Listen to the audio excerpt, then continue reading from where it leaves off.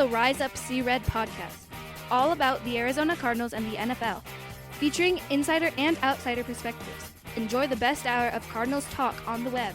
Now here are your hosts, Jess Root and Seth Cox.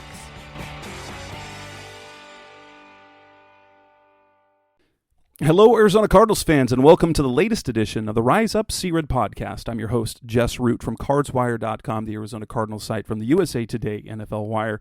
And this is episode 402, and it is a special episode as we had just a few days ago. We brought on DK Devon Kennard to talk, now a former Cardinal, but we have a current Cardinals player on with us in this show today. Coming off his rookie season, offensive lineman Lecitus Smith. Lecitus was featured pretty heavily on one of the Hard Knocks episodes before he got his first start in the NFL. Lecitus, I thank you so much for your time. Thanks for coming on the show. How's everything been for you personally? All is great. First of all, thank you very much for having me. But all has been well. I'm still here in town, training at the facility and just ready to go.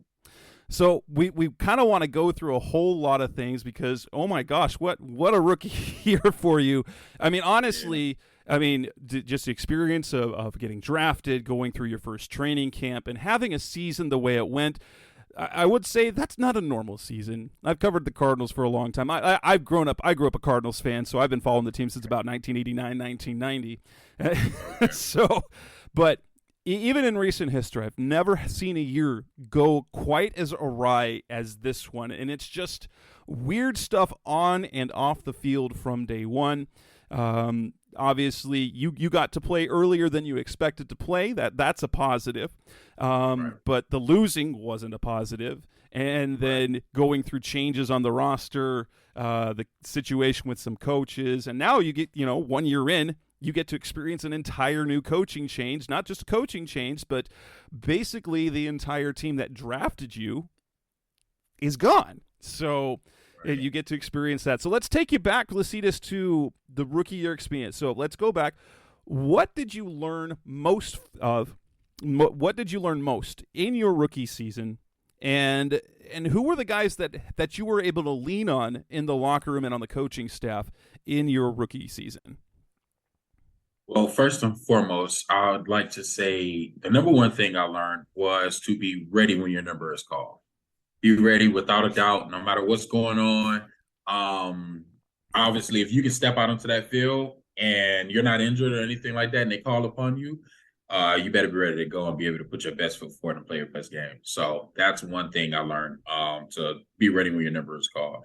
And guys I linked on the most was definitely guys in that locker room, guys like Kelvin Beachum, guys like Rodney Hudson, Will Hernandez. What I like so much, for one, I always say that I feel like I was very lucky and blessed to end up in the room that I was in, because I've heard stories that kind of horror stories that, every room isn't like that, but that was a very vet-studded room, and they looked out there as young guys just after each other, period. If I had any question, I could go to not only my O-line coach, but I could go to just about anybody in that room, and they would help me out. So I was very lucky and grateful for that. Absolutely.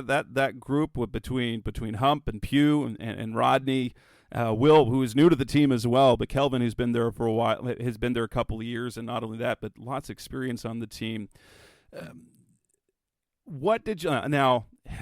An interesting year with the offensive line because of the number of injuries. Obviously, right. Everyone but Kelvin on that starting lineup ended up on IR at some point. Plus Cody, plus pretty much the injuries hit everyone. And I know when we talked last time before you got the start against the Rams, going into this year, you didn't expect to play. You were saying how to be ready for that. How much of an adjustment did you have to make personally that particular week when you knew that you were going to be playing? Honestly, it wasn't much of an adjustment. I mean, it was just the kind of thing where in the back of my mind, I'm like, you're playing, you're playing, it was just kind of that voice kind of going on in the back of my mind. But it wasn't the type of thing where it's like, oh man, I'm starting this week. I got to start watching film, or I got to start training harder, because since day one, since I stepped in the Cardinals facility, I've been training as hard as I can. I watch my tape. I'm making sure I'm watching ball week in and week out before I ever got to start, and even afterwards when I wasn't playing as much. So it wasn't too much that changed for me. It was just kind of a voice going off in the back of my head, like this is actually happening. But no, I stayed up kind of late, like I always do, just clicking through film, just clicking through, watching it week in and week out. So it wasn't too much of a change for me. I recall a couple of scenes on Hard Knocks that they showed. They showed a couple of parts in practice where you're struggling with something. And then they showed a dinner, I think it was, when Kyler was talking to you, that was coaching, I would say, hey, just do this, just do this. Right. How much more stressful was that week in particular for you? When obviously you're installing a game plan where you're starting there on the offensive line, and they're obviously your teammates are counting on you more than perhaps another week. Right. It was really stressful because I wanted to be right. And that's the thing about me is even when I'm not playing, even when, let's say, even when we're not going into a game and coach is like, hey, you're up. Even if I'm going into a game as a backup, whether it's practice or walkthroughs or whatever, I want to be right. I like being right. If it's supposed to be done this way, I want to do it that way. If it's supposed to look like this, I want to make it look like that. So, that's the thing about me. And I think I put so much pressure on myself to do just right, like by the book. And, for people that watched that episode, when we were sitting down at the dinner spot and heard K1 or Kyler talking to me about, man, don't think, just go, just do.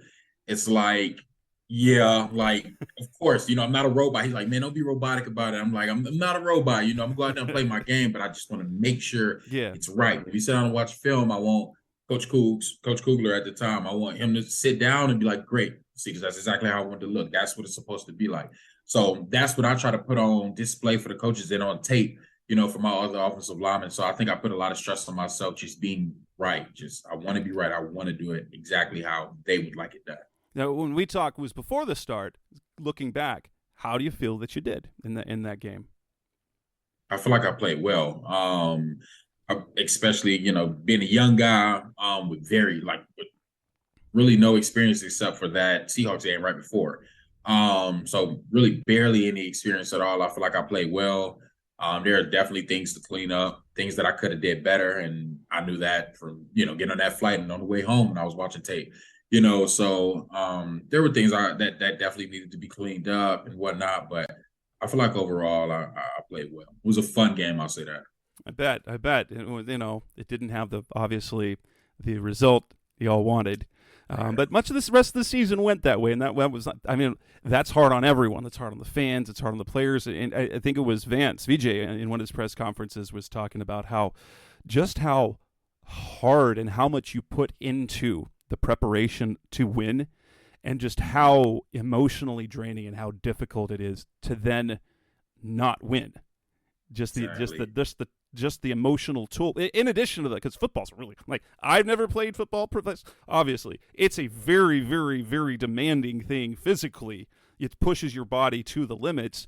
But then the emotional tax, the mental tax of that you're invested in doing this and believing. So you go into the game believing you can beat this other team, and then to have it not play out. Exactly. Yeah. So like you said, it definitely sucks because there's a whole lot that goes into it throughout the week, and more than some people even know. Physically, mentally, you have to make sacrifices playing this game, a lot too. So with the sacrifices you made, and putting your body on the line and mentally straining yourself, and then to go out there and put your best foot forward and it still not happen for you, like you said, it can be very draining. Coming up next on the Rise Up C-Red podcast, the best of Cardinals talk on the web. Let's continue our conversation with Lecitus, talking more about the season and how it played out, things that happened on and off the field. That's coming up next on Rise Up C-Red. We're back on the Rise Up C-Red podcast, the best of Cardinals talk on the web. Still on the line with Lecitus Smith, now entering his second season, finished his rookie year with the Cardinals, got the one start. He's got a year under his belt. Obviously, we know how the season ended up. Lots of losses to end things out, and it's interesting how most of those played out. There was a half of competitive football and a second half that just felt, and that's actually how the season went. The first half fairly competitive, and then the second half of the season everything kind of got away. What are your thoughts on entering? Obviously, going through that as a rookie. What, from your perspective, was it that went wrong with the team? Oh man. The thing is, I don't know if there's just one answer or anything like that. I think it's just um, after you lose so many games and it's like, well, you're not going to the playoffs anymore. It's like maybe that can get inside of some guys' minds, and it's just, okay, what are we fighting for at this point?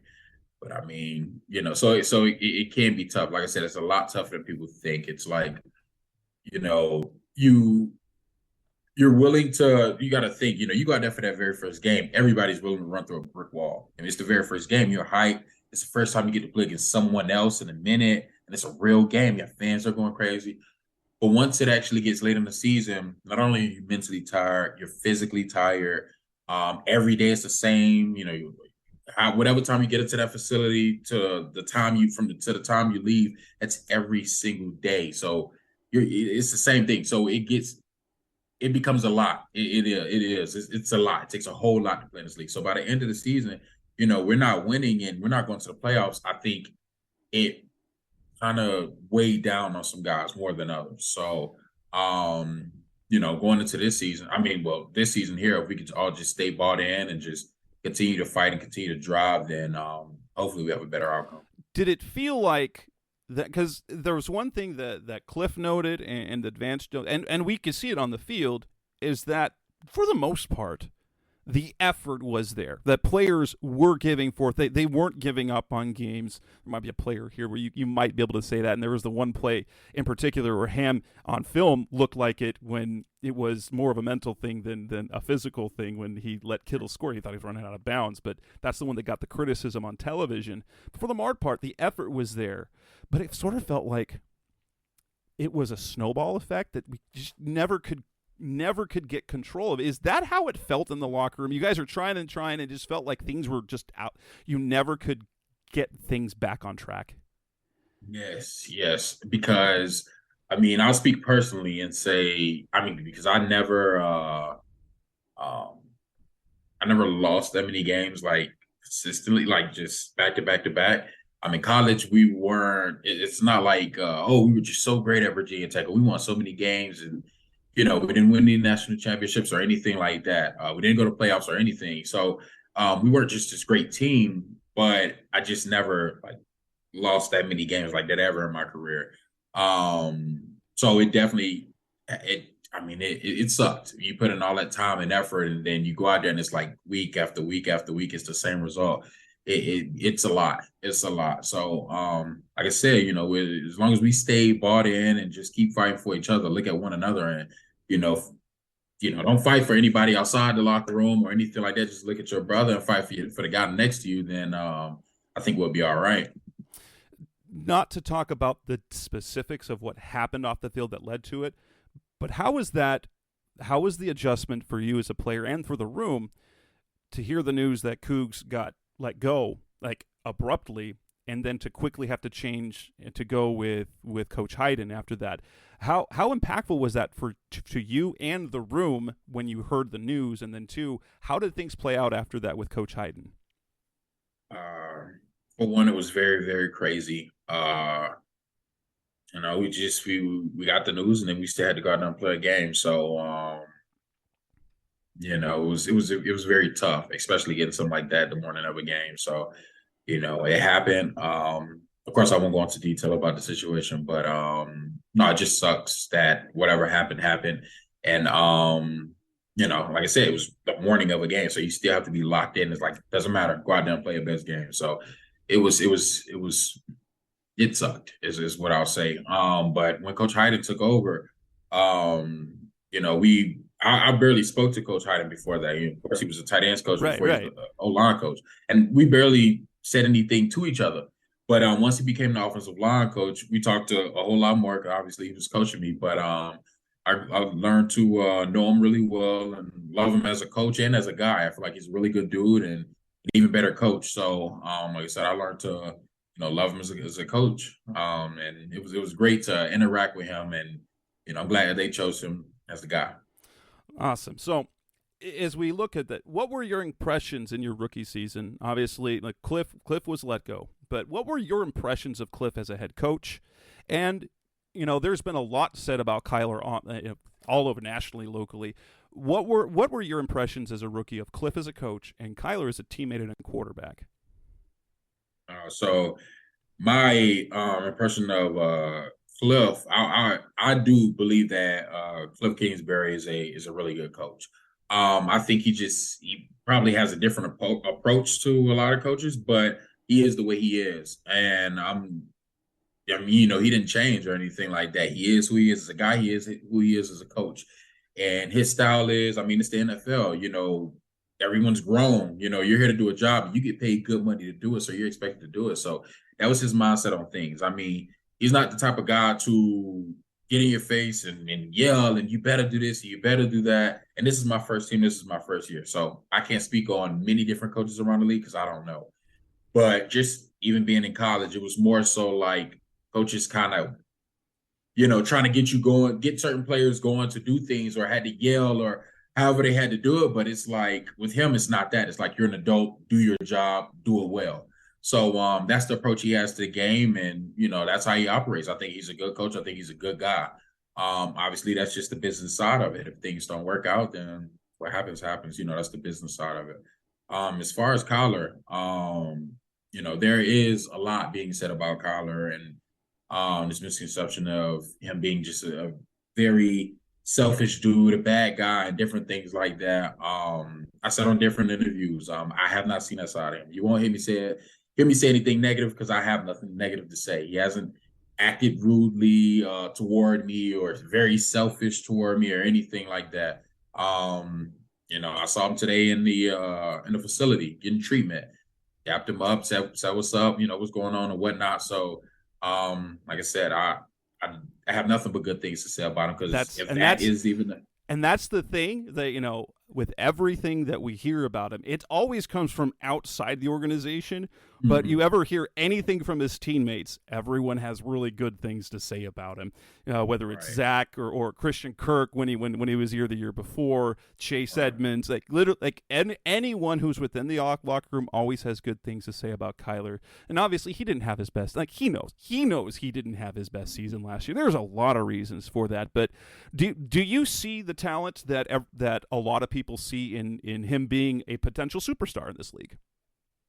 Yes, I do. That's my QB. And at the end of the day, I think with him as our guy, we can go out there and win a lot of football games and Super Bowls as well. I truly, truly hope one day, he's able to make it to a Super Bowl. I mean, hopefully I'm here for the ride and I'm still on the team, but hopefully we go to a Super Bowl one year and actually get this thing done because I do believe he's the guy to do it. I mean, he's our guy. I'm proud to say that's my QB. So I can't wait to get back out there with him next season whenever he's able to get back healthy and ready to go. Can't wait to get out there with him and win games. Coming up next on the Rise Up C-Red podcast, best hour of Cardinals talk on the web. Let's talk some more, kind of wrap things up by talking about moving forward, new coaching staff, goals for the offseason, and more. That's coming up next on Rise Up C-Red. We're back on the Rise Up C-Red podcast, best hour of Cardinals talk on the web. The Cardinals have a new general manager. They have a new head coach. You have a new position coach now. So far, what are your impressions now? I don't recall seeing that. Were you there for Coach Gannon's press conference? No, I was not there. I was in town, but I wasn't able to stop by the facility. I was a little busy, but no, I was in town.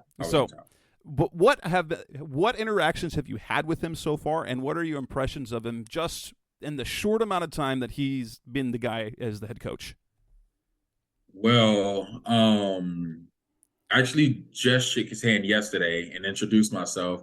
So, I mean, of course, I've seen him and a general manager walking, all throughout the building and, kind of getting things done. I mean, every time I see them, they're walking fast and they're having conversations and things. Like you said, they just got hired. So there's a building process happening and, I'm excited for it. But I haven't really interacted with either one very much at all because obviously there's a lot going on. You have the draft right around the corner. You have the combine coming up. So there has not really been a sit down period where I was able to sit down and we just conversate and talk or anything like that. Looking ahead to this offseason, obviously, probably the exit interviews you had were with everyone who's no longer with the team. That said, what are your personal goals for this coming off season, and what was asked of you to prepare for next season? Do you know if the plan is for you to play more guard or to play more center, or if you are planning on doing either or?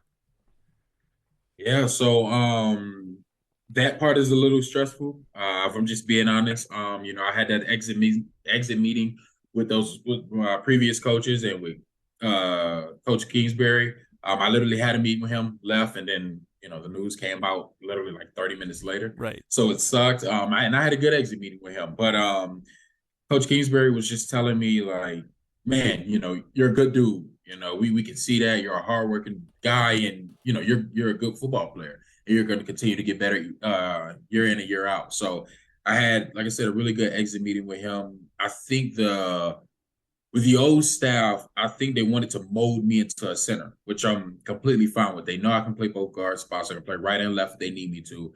I can play center. I played a good bit of center last camp, and I feel like I did an okay job, but obviously I want to get better every year at all three interior positions. But, I mean, just to put that out there, I can play all three interior positions, whether that's both guard spots. If they want to throw me at center, I'm fine with that. I'm fine with having that ball in my hand every single snap. So I'm just putting that out there, and I believe that's what the previous staff was trying to get me going at the center spot. They were training me there. So, this new staff, I can play that center spot, and that's what I aim to do this year. I really would love to earn the role and that starting O-line, and I feel like I have a good chance because I don't just play one position. I can play multiple. So with that being said, my goals this year is to earn a starting role in that offensive line, and I'm going to show these guys just as well as I showed the previous staff. I'm a hardworking dude. I'm a smart guy. I'm a dog on the field. Hardworking. So, and I'm definitely accountable. So, when it comes time for OTAs and camp, I'll definitely show them what I want to do this year. That's awesome. Now, as you enter this off season, how much time are you taking off? Obviously, NFL, you have to with the type of physical drain you play. Now, granted, J.J. Watt and his 1 day off or a week off, and then he starts training. What do you have a plan, and is it different than it was in college now? Your physical plan, how much time you're going to take off, and then how you ramp back up for next season. Yes, for one, it is different from college. It's a lot different from college. I remember getting towards the end of this previous season and talking to some of the vets. And I'm just trying to figure this thing out. Like, what is this? Because this is about to be my first offseason, of course. So I'm like, man, how does this work? When do we have to report back? And they told me, I think it's early April, if I'm not mistaken. And I remember them telling me that, and me just thinking back in college, like I said, I went to Virginia Tech. So we went to a bowl game every single year I was there. So the bowl games are usually right after Christmas, pretty much. So all I know is I have a bowl game. I have about 2 weeks off, and then it's straight back to school because I have to finish up the spring semester, and then spring ball is going to come up. So it was a quick turnaround. Like I said, at most I got 2 weeks off. And then to hear like, oh man, you're gonna have about 3 months. I'm like, oh my goodness, what am I even gonna do for that much time? Like 3.5 months or something like that. I'm like, what am I even gonna do? So it's been really good so this far. Right after the season ended, me and my girlfriend took a trip to Washington D.C. to see her family, and very soon here I'm going to see mine as well. And I've kind of been hanging out. I've been spending a lot of time in town, training at the facility with our strength staff. So I've been working out a whole lot. Good stuff. Awesome. Well, Lecitus Smith, looking forward to impressing the new coaching staff. He has a new position coach. We've heard the reports. He tells me, I guess I can quote unquote break news, even though the news is already broken, that yes, in fact, Clayton Adams is going to be his new position coach with the Cardinals. A lot of things coming up. Lecitus Smith, hopefully we will see you in the starting lineup this next year. It will be fantastic to see one of these later drafted players develop into something, as we saw a little bit last year. But this is Lecitus Smith entering his first offseason and as the Arizona Cardinals, entering his year 2. Lecitus, thank you so much for his time. Appreciate it so much. Thank you very much. You have a great one. All right, take care. And that wraps up this edition of the Rise Up Sea Red podcast, the best hour of Cardinals talk on the web. This was episode 402. That was Lecitus Smith. We'll be back next week talking more Cardinals. I believe the next episode we will have will come, if I don't do another show in the weekend, it will come next week with Seth as we talk more Cardinals football breakdown, sort of the offseason. Thanks for listening. As always, we'll be back again soon. Thanks for listening to the latest edition of the Rise Up Sea Red podcast. Listen to previous episodes and subscribe to the show on Apple Podcasts, Stitcher Radio, Audioboom, or many other podcast platforms so shows are delivered directly to your mobile device. Please give the show a 5-star rating and always support the sponsors who support the show. We'll be back soon for the best hour of Cardinals talk on the web. Rise up, Red Sea, be Red Sea Red, and of course, Rise Up Sea Red.